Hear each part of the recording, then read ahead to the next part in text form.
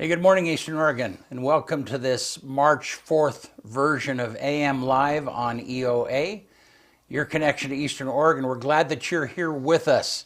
And here in just a little bit, we're going to have Nick Vora, who is the Union County Emergency Coordinator, and Anna Lindquist, who is the FireWise local coordinator. And we're going to be talking about firefighting and how people can protect their property from being vulnerable in some manner. All right, glad you're here with us. How are you, man? Good. Good morning. Good morning. All right, I got something I'm going to address right off the bat. Okay. Okay, so last night, and I'm going to read the comments, and then I'm going to talk a little bit more in depth about it because I think this needs to be talked about. It's time.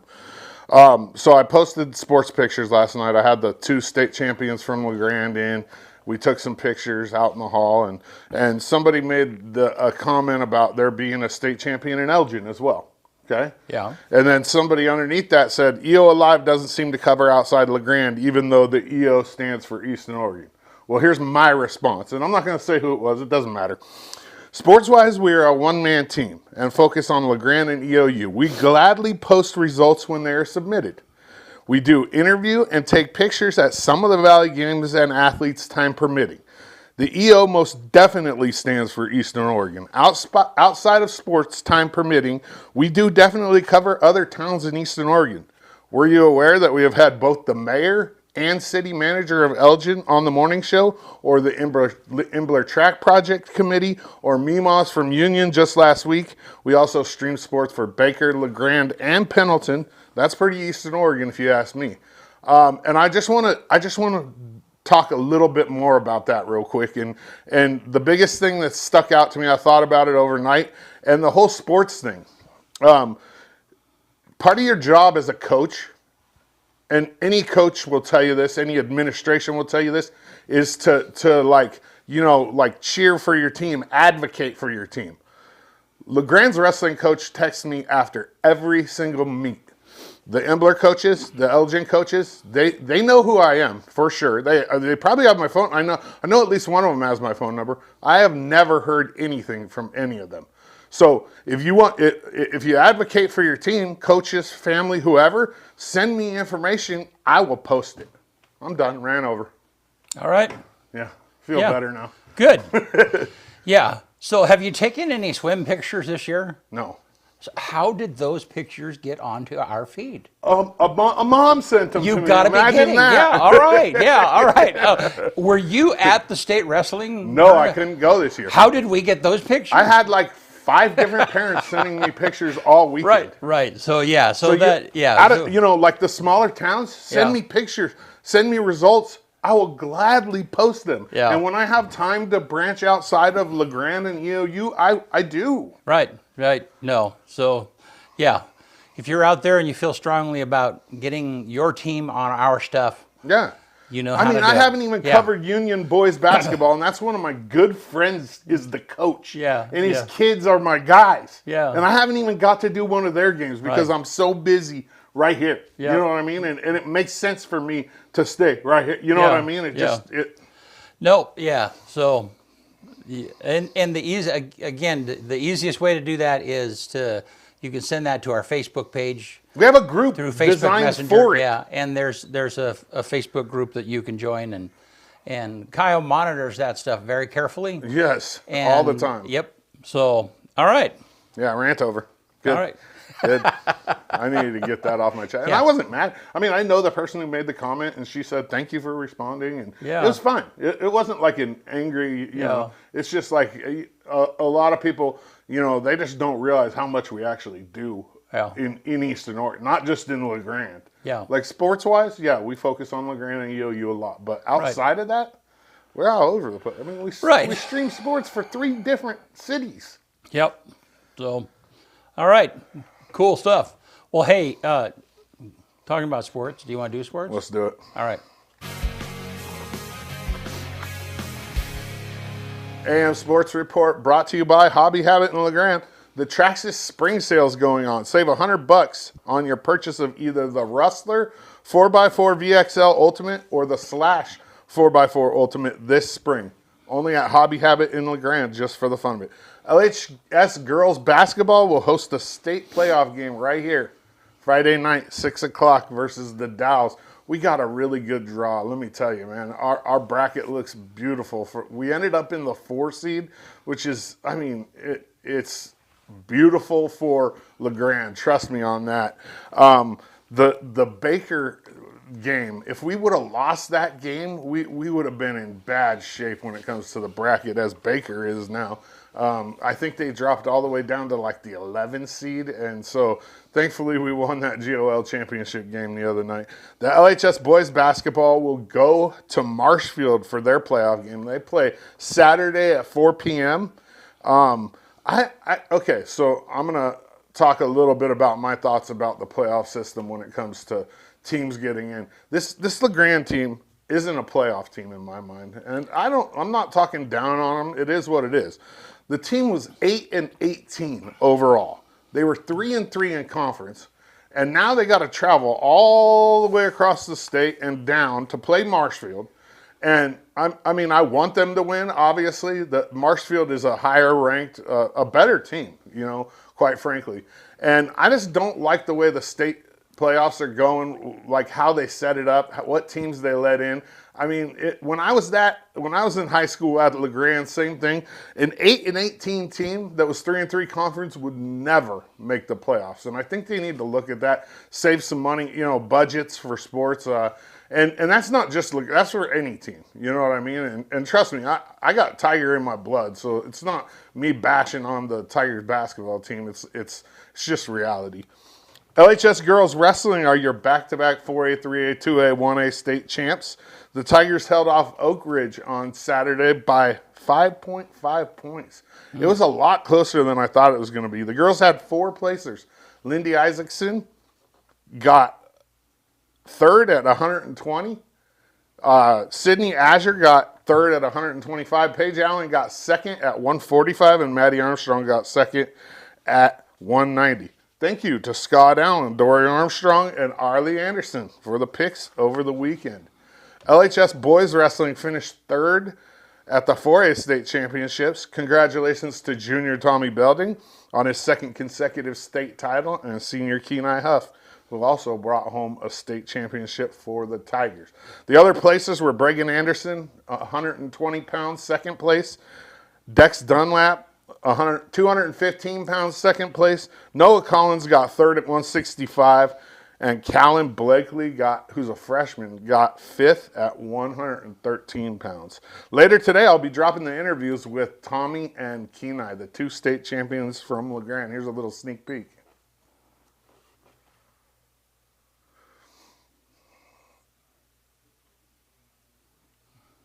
We're having technical difficulties. We'll get it here in just a second. Go ahead. Whenever you're ready, Benny, fire it off. Yeah, these interviews, they turned out really good. Both the boys were in great spirits, obviously. They came in and we took some pictures yesterday. We had a good time. Now he's ready. Go ahead, fire it off. It was great. You know, it's been a huge goal since my freshman year, and I was so excited to be in the finals this year and really get it done. Yeah, you know, it was just I was totally like locked in. I was ready to be there. Nothing was gonna stop me. I was just you know, a full train ahead. You know, headed to the finals. I really didn't think about it. I didn't want to let myself think about it or anything. I just wanted to get there, and I wanted to put in the best effort I could while I was down there. Yeah, it felt good. Just completing another goal, getting my second title. Well, for my high school year next year, I want to go undefeated. Okay. I want to be the first person from LeGrand High School to do that. And and then I want to find a college maybe to commit to. Yeah. I'll have to do good at national tournaments this summer, get some coaches, start talking to people. Yep. Kenai Huff and Tommy Belding, that was awesome yesterday. Like I was saying before, they came in, we took a bunch of pictures and hung out and just talked wrestling. It was a really good time. Because it's the end of the spring, I'll have EOU stuff for you on Thursday. I essentially cut it in half because there's a lot of championship EOU stuff from track and basketball in the end of the season and awards, and it would have taken me way too long to get through all that today. So we'll talk about EOU on Thursday. That's the AM Sports Report brought to you by Hobby Habit, just for the fun of it. All right, good stuff. Thanks, man. Let's take a look at the weather. Let's take a look outside, Benny. And it's one of those weird spring days when it still should be winter, but it's all right. And let's take a look at that weather graphic. So 49 today, 30 low, and it looks like that's kind of be what it's going to be like the next few days. Maybe warm up a little bit as we get toward the weekend with not much chance of rain. So it looks like a really nice weekend again if the weather forecast is accurate. So I mean, as long as there's not rain, I'm happy. yeah. Like, I'm good. Yeah. All righty.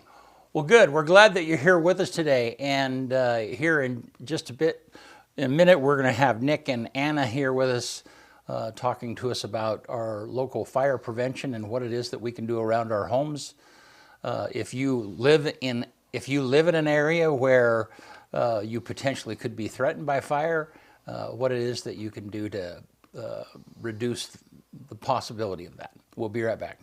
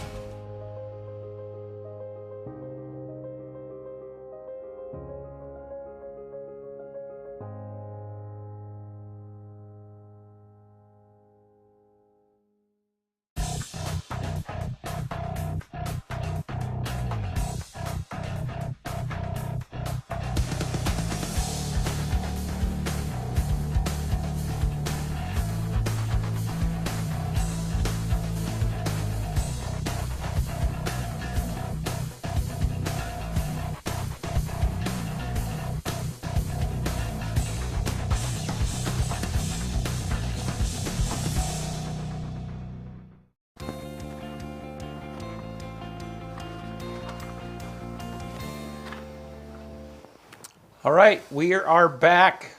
Nick Vora, Union County Emergency Manager. You're here with us Good on a morning, regular Bray. basis. Yeah, we really appreciate that.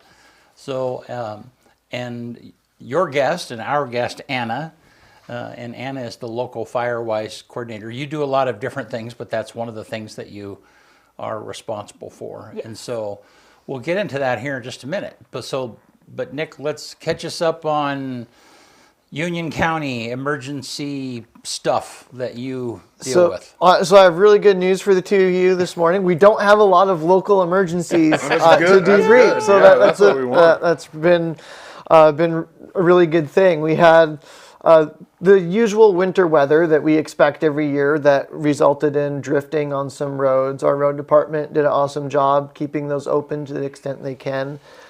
When you have 40 to 60 mile an hour winds and snow, it's almost impossible to keep up, have enough snow plows to keep up with that type of thing. Fortunately, that weather appears to be behind us now. And now as we look forward to the summer and spring, we'll be looking at our growing season. Hopefully the snow that we have doesn't melt off too fast, and we have nice recharge of our groundwater and some water supply that trickles through the spring for irrigation.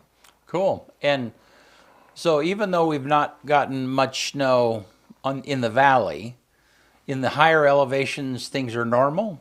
So relatively speaking, Yeah. we a few weeks ago or maybe months ago were looking really good as far as snowpack and went well above average for a brief period of time. But now we've come back closer to around average snowpack. Okay. Average is better than less. Yes, I mean, that's I'll take it's better than being in a drought situation. And if you look at some areas like the southwestern United States right now, they're in really desperate situations in some places as far as drought goes. And in Union County, the type of vegetation and terrain that we have, usually our fire seasons are dictated by the prior year's growing season. And that's not the sole factor, but that's a significant factor. So we could have a year this year if it's really dry maybe, but last year was not a good growing season. If that had been the case, then we might not have a lot of fine fuels to carry fires. Or if we have a lot of spring moisture that creates a lot of fuel, then that dries out in the fall, then that could contribute to a fall fire season.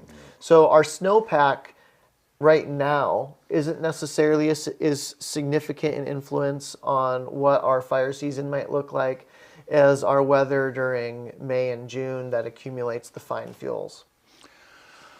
So, I mean, that's interesting. I've not thought about it. So let's say if we had a kind of a bumper year in growth last year,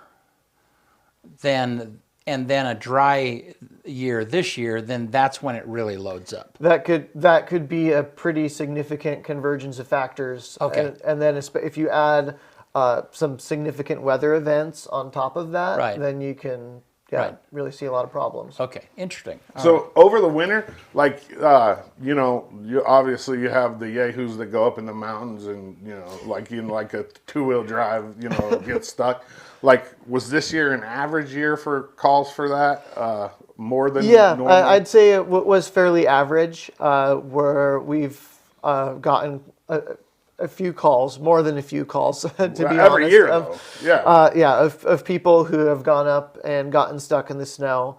And I'd say it's probably about 2/3 people recreating and about 1/3 people following directions or a GPS and not observing the conditions that they're encountering and taking that into consideration. Yeah, you can die from that. There's a family that got stuck like down in California. Or It was in Southwest Oregon, the Kim yeah, family, yeah. and that search resulted in an entire new chapter of Oregon statute being written regarding search and rescue.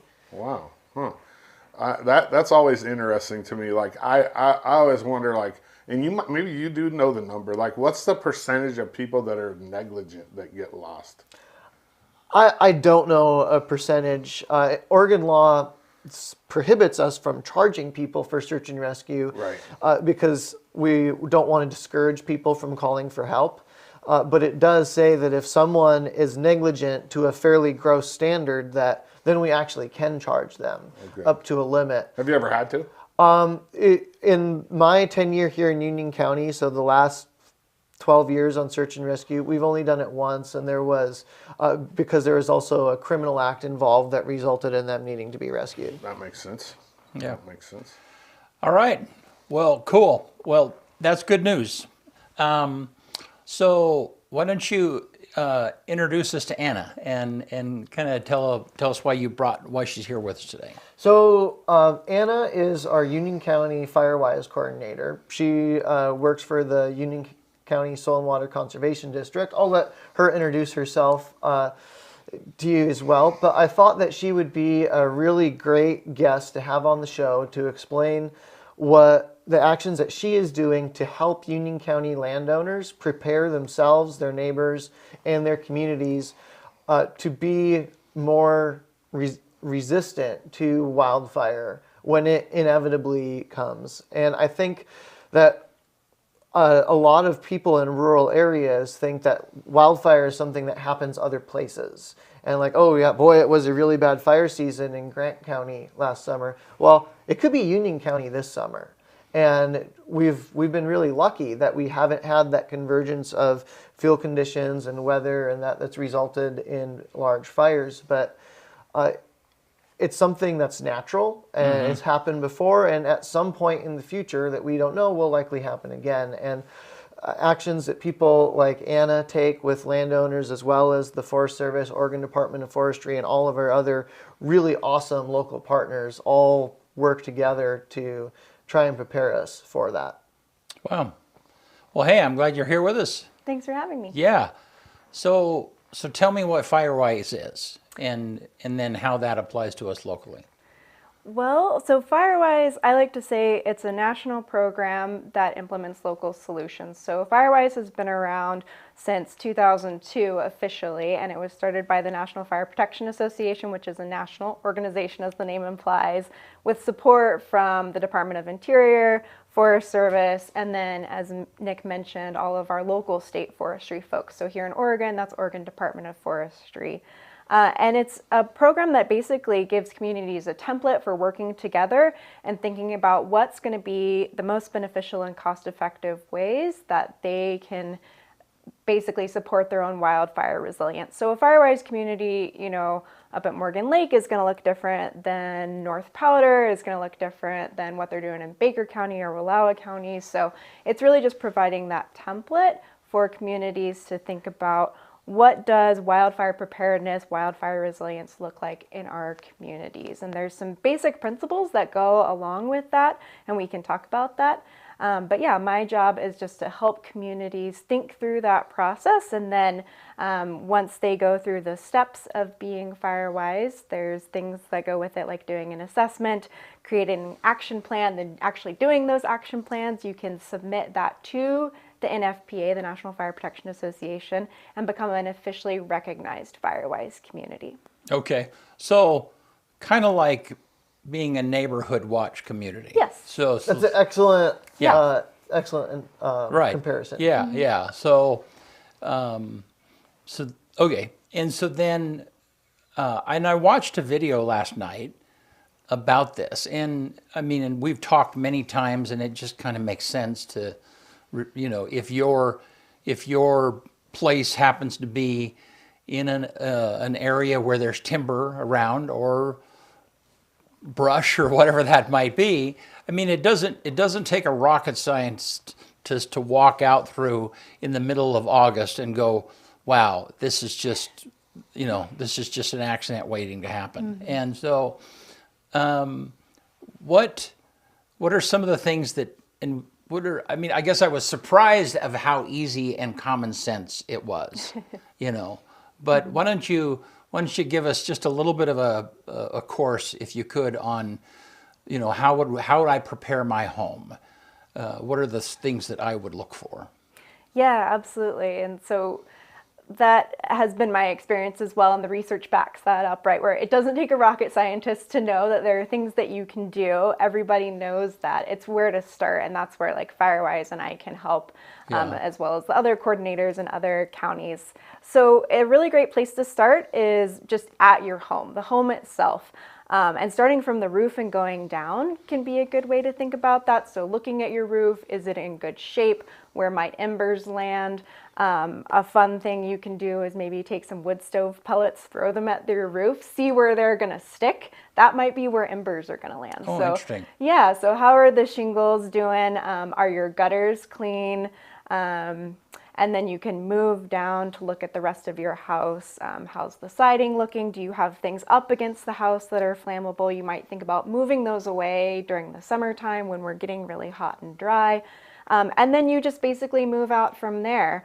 And so we have the graphic of the Firewise the map, ignition zones. Yeah, and so this is basically what you're thinking about, right? So when I'm talking about starting at your home, we're talking about that immediate zone and then rippling out basically until we get to the entire community. So these are all over the place. You just Google Firewise. This is going to be one of the first things you see, or defensible space. That's another common term.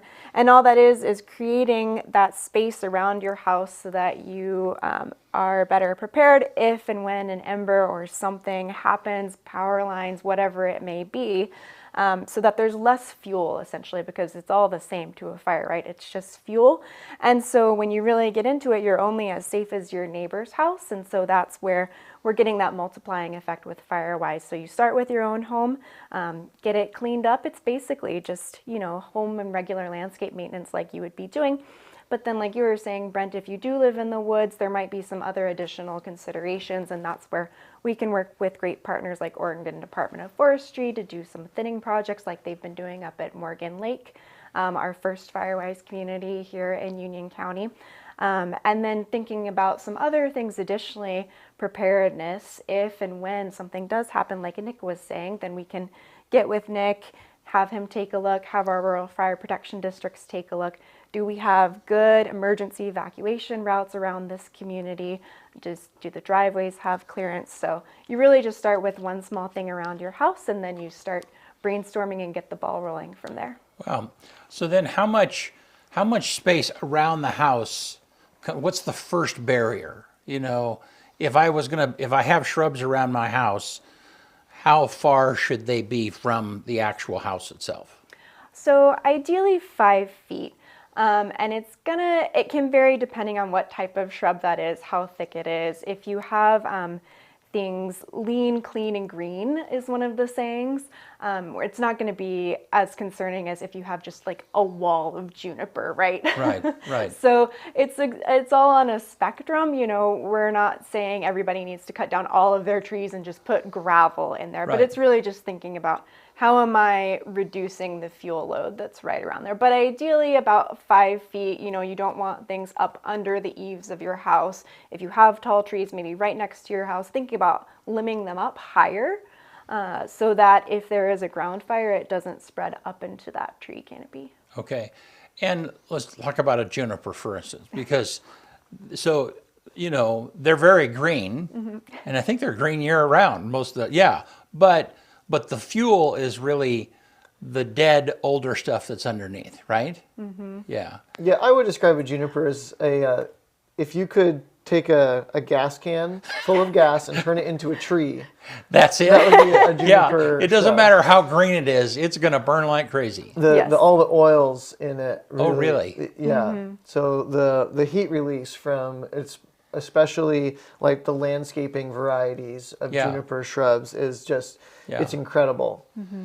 Right, and so let's say like my house, our house has it's kind of a plastic siding, okay, and so that plastic is going to melt, and if there's something flammable underneath, then the potential of that, and if the fire could get underneath that, then that's when it catches.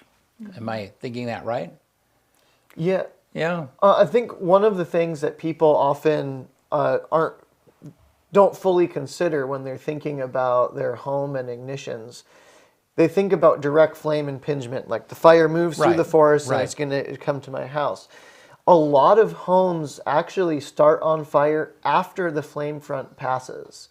And that's because of the ember shower and where embers land. What Anna mentioned about like throwing the wood pellets on your roof, that's simulating all the firebrands and like burning bits of trees and other homes that are falling on your home and on your wood deck, on your wood pile, on the bark mulch that you have so neatly all the way around your house. Right. That is just there, a receptive bed for those embers to land in and start a fire. So if people think about that as well, and Anna, do you have anything to add on that? Yeah, no, I think that's really great. There's multiple ways that fire can get you, right? There's multiple different ignition sources. Like I said, it could be a power line, it could be fireworks, it could be anything. So just thinking generally about reducing the fuel and thinking about, the different ignition sources is a good way to start. So, and we all just witnessed what happened in California with those fires. And, somewhere on the news, I heard that part of that was that the embers actually came in through the vents and got into the, into attic space. The attic space, right? Yeah, and so so if you have, even if you've done everything right, but it gets in the wrong place, then talk about that a little bit. Yeah, so with the vent spacing specifically, if you want to go down a YouTube rabbit hole, there's all sorts of great videos of researchers who get to light houses on fires and simulate fires for a living. And so there's a lot of research behind this. And so the recommendation is that you have 1/8 inch screening on any sort of opening that might be around your house, so vents around your decking, because what they found is that any ember that can get through a 1/8 inch hole doesn't have enough energy in it to start a fire. Right. So if you have a larger gap, right, then a bigger ember can get through that has more energy, and that could potentially start a fire. So yeah, that's another great small thing that you can do. You can pick that screening up at ACE or D&B, and it's, yeah, just get it installed. You got really excited when you started talking about fires. Like, like, do you do this for a job, or is there some sort of affinity? You know what I mean? Like, is there a love for fire? Or? Yeah, I mean, I think so. I went back to school in part because of fire. I saw that, you know, wildfires were affecting things out here in the West. You know, smoke is something that no one really likes, but something that's really exciting that's starting, and I think it is unique out here in the West and especially Northeast Oregon, is that fire can also be used as a tool, as one of the many tools in our toolbox to helping us decrease that fuel load.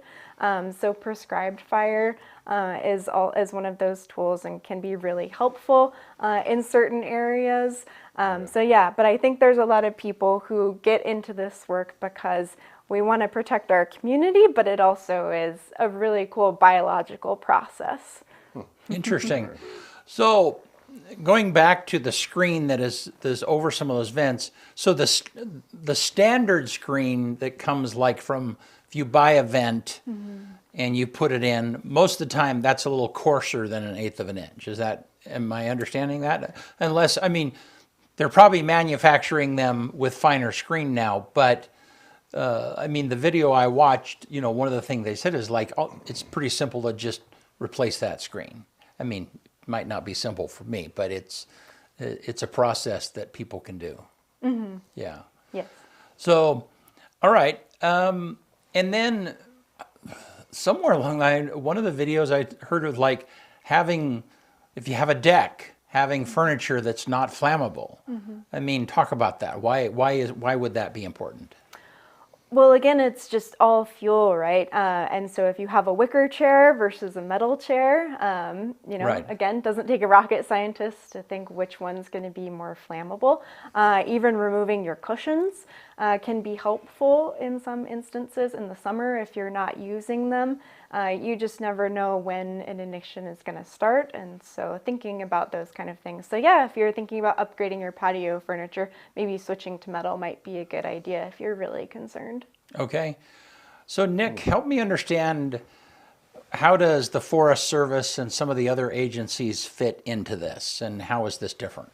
So everybody has a somewhat different responsibility based on land ownership and also what actions are being taken either before, during, or after fire events. So the Forest Service or BLM or Park Service are all federal land management agencies that respond to fires on the federal lands that they manage. And here in Northeast Oregon, we're really fortunate that we, is from our federal interagency dispatching standpoint, use nearest resources. So if there is a fire that maybe is on private land, but a Forest Service engine is what's closest to that, they'll send that Forest Service engine to that fire. Okay. And that's something that is not, it might seem pretty common sense. Oh, send whatever fire engine's closest, but that's not something that happens everywhere. And we're really fortunate that all of our local agencies cooperate and work together that well. And it's one of the reasons why we haven't had a lot of really big fires, is our initial attack resources are amazing. And then so then Oregon Department of Forestry, they respond and are the primary protection agency for our private, primarily forest land, but they also protect rangeland. So if you think of the Forest Service being the national forest as far as agency having jurisdiction, they're doing everything as far as the fuels treatments and fire response. And then Oregon Department of Forestry, it's a little bit more nuanced because they don't have control of the land, so to speak. So they are in a situation where they can encourage landowners to take management actions and maybe help landowners get some funding, things like that.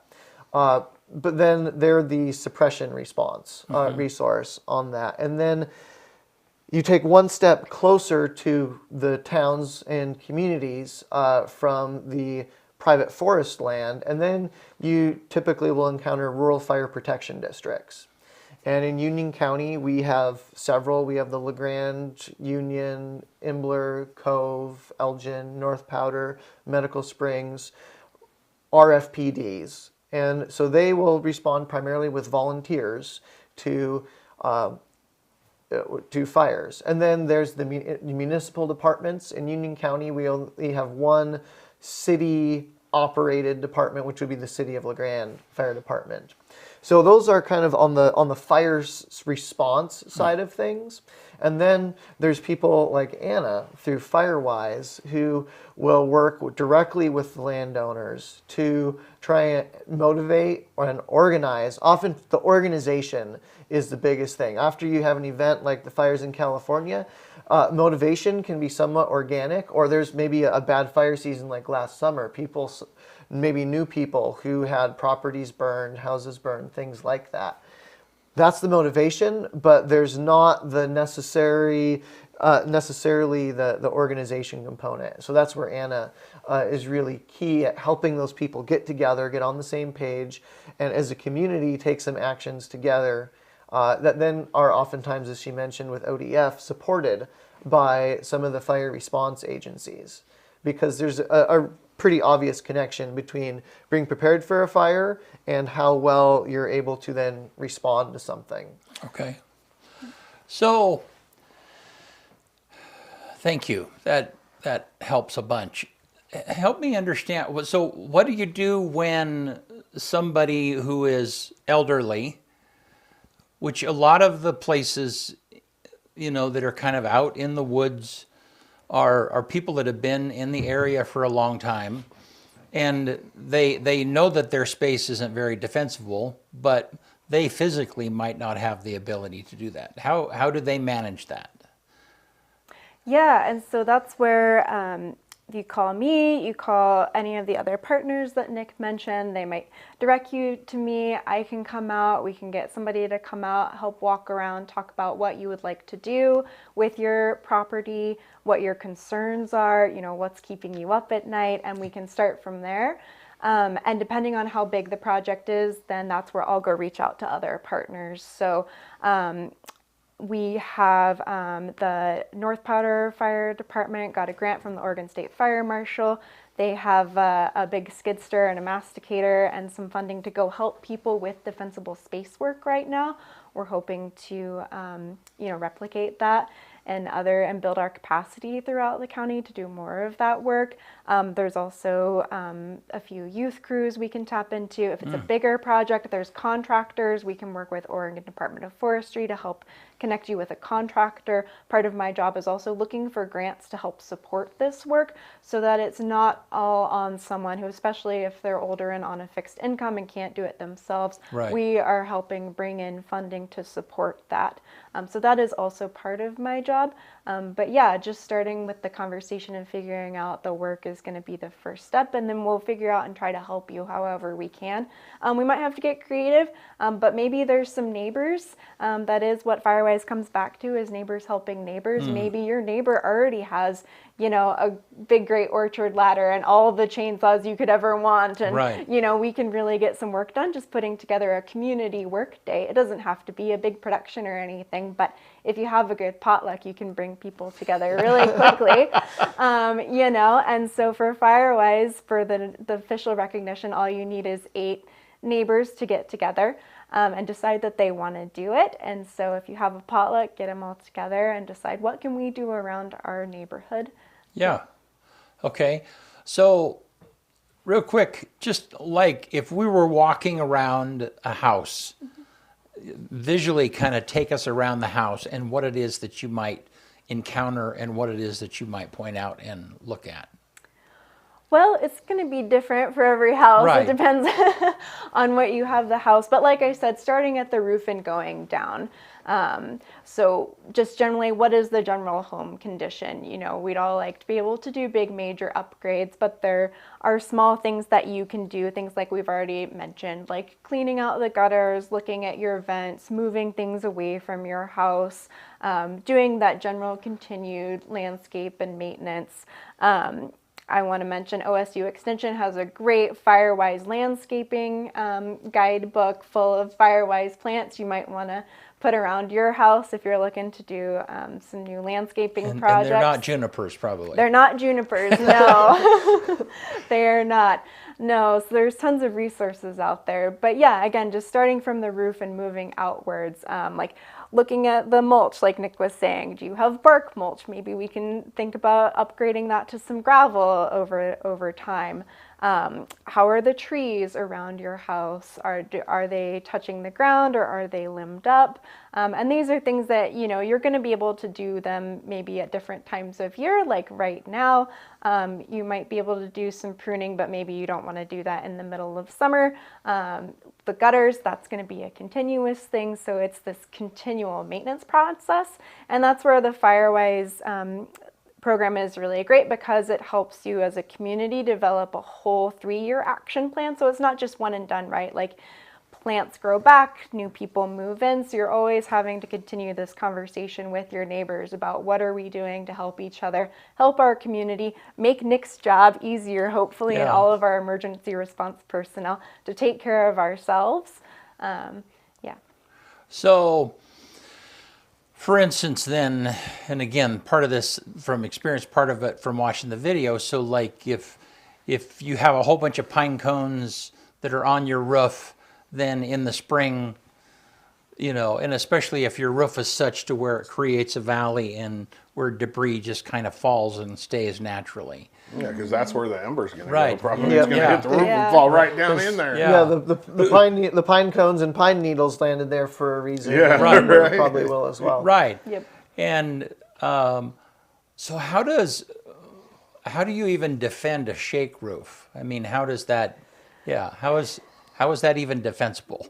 Nick, why don't you take that one? When there is a fire and fire departments are doing what we call structural triage, driving through neighborhoods, Right. identifying, do people have enough space at their driveway for us to bring in a fire truck, turn it around, and be able to have it pointed out so we can try to defend the structure and leave? Or is there not enough space? Is there fuel right up against the house? If we get to a house that has a cedar shake roof and juniper bushes all grown around the windows all the way around the house, and it looks more like a hobbit cave than it does a house, You may as well just tell them then to get out. in that case, that's Evacuate. probably, like, we either would commit so many resources to trying to protect that at the cost of maybe many other houses burning, or maybe we have to make the choice to not defend that house in order to be able to defend 10 others. Yeah. So things like a shake roof are a really big factor in determining whether or not a home is defensible. Because if there's something like maybe a one juniper tree or something, like, to stay on the juniper theme, that's close to a house, we can cut that down, throw it as far away from the house as we can, downwind, and then maybe move on to the next house, and then that might be fine. That's an action that we could do fairly quickly. But we can't re-roof a house when there's a fire coming. So definitely, if someone had a cedar shake roof, I would really encourage them to prioritize that, and especially if they are in any type of a wildland or more rural environment. But even in town, the ember shower from a wildfire can really be far-reaching. Mm-hmm. And there's homes that, while oftentimes a home may start on fire after the fire front passes, it's also possible for a home with a really receptive fuel bed around it or on it to start on fire well in advance. And especially when there's a lot of wind, you could see homes a mile in front of the fire. None of the vegetation's on fire, but a house catches on fire because it has a cedar shake roof. Yeah. Interesting. And we saw some of that a lot of that in California. Yeah. Yeah, I mean, and it's that is kind of funny, interesting, because there are pictures I've seen where the vegetation seems to be still green, but all of the houses are burnt up. Yeah. And like yeah. Anna mentioned, a house, unless it's built out of brick and rock, it's a fuel type. It's wood. Yeah. Primarily. So, from the fire's perspective, which is just basically an out of control chemical reaction, it really doesn't care what it encounters. Huh. Wow. All right. Well, cool. Well, cool. Hot. Yeah. Yeah. No. Well, anything else before we kind of wrap up that you can think of that we haven't covered? One thing, and I guess if you have anything, jump in, but maybe if you could describe, I know there's a lot of issues that people are really concerned about insurance right now. Yeah. Insurance companies are out and doing audits on defensible space and the risk of properties. And I know there's a lot of insurance companies, I've heard of people in Union County who have had private contractors working for insurance companies coming to their homes and assessing to see if it's within the risk envelope of what that company is comfortable with. Anna, can you maybe elaborate on what benefits people might see from being part of something like Firewise when it comes to insurance and that type of stuff? Yeah, absolutely. So here I know in Northeast Oregon, talking with my counterparts in Wallowa and Baker and Grant County, they have specific examples of people who their rates haven't necessarily gone down. Unfortunately, we would all like that. I really wish I could control the insurance market, but I don't. But they have been successful in writing to insurance companies and helping folks not get dropped because they are Firewise, because they've been able to show we are part of this community. We've decreased our collective risk as well as our individual risks. They've been successful in keeping their insurance because of that. Because the insurance company is looking at the cost, right? And so Firewise really got going in Northeast Oregon in Grant County. There was just this past year, 2 of the Firewise communities burned down there, but all of their homes were okay. And so the insurance company is looking at that and going, oh, we don't have to pay as much to these folks now. Right. So that really is the benefit of Firewise communities. So it's helpful in that way. Something that I'm hopeful will become more common as well is in California, actually. The California state legislature passed some legislation that requires insurance companies to consider homes that are in a Firewise community and to work out giving them some sort of discount. So that is currently in the works right now. So hopefully that will continue to be the trend, that there are benefits monetarily to becoming Firewise as well. And if you want more resources, just to wrap up, we have our Northeast Oregon Firewise.org website. You can find your coordinator, whatever county you're in. And then I also have a Firewise webpage on our Union Soil and Water Conservation District webpage. It's already posted in the comments. Awesome. Thank you. How do they get a hold of you? Like if somebody wants to talk to you about... Yeah, absolutely. So I'm in the same office building as the OSU Extension out by Island City. If you want to drop by, I can also share my email address. Yeah. It's alindquist@unionswcd.org. Yeah, happy to help anybody. Lindquist@union SWCD.org. swcd.org. Yep, so we're hoping, give me a call. I'll try to help you out however I can, hoping to build capacity with myself and other great partners to come out and have more folks available to do just what we were talking about today. Come out, walk around your home, do a home ignition zone assessment, and then if you are in the woods, do a further landscape assessment and get you really great recommendations on where to start and help you start chipping away at that. Good. Yeah, and the insurance conversation is a whole nother conversation. Yeah, and recently Commissioner Anders was on and talked about how the state of Oregon has kind of classified properties and kind of made that worse, and how they're trying to, but you know, I had some personal, we have a 100-year-old cabin that we inherited that's up at the Wallowa Lake area. You know, it's 800 square feet. you know, but the insurance company, for us to insurance that, they're putting a value just of the building up $450,000. And Wow.